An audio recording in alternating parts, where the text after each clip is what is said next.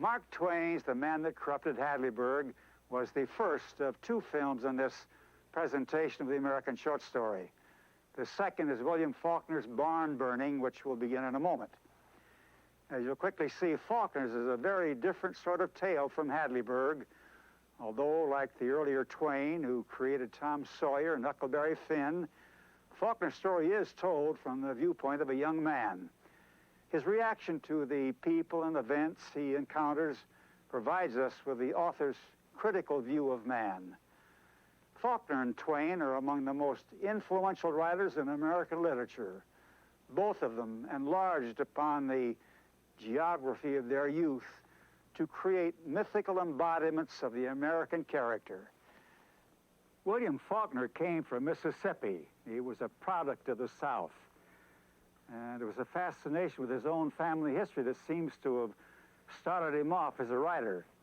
He found that through his writing he could, in his words, make people stand on their hind legs and cast a shadow.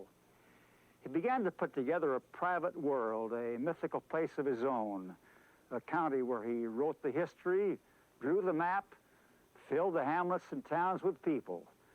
And the men and women Faulkner set down in that southern county were themselves of mythic proportions, larger than life, larger than fables or tall tales.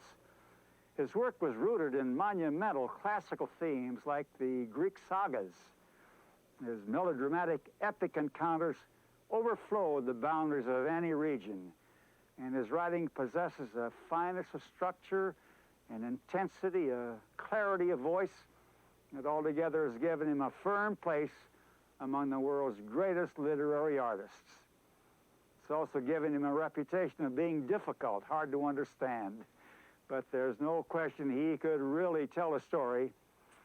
In 1939, when Faulkner was about midway through his long and rich career, he wrote a short story called Barn Burning. It tells of a few days in the life of a poor sharecropper family. They carried the name Snopes, a name that Faulkner used to characterize some of the more unpleasant humans that moved through his created world. But Barn Burning is a tale seen through the eyes of innocence, through the eyes of the young son named Sarty. It begins on the outskirts of a small Mississippi village a couple of decades after the Civil War. The Snopes womenfolk and all their poor possessions are in the wagon waiting as the story begins.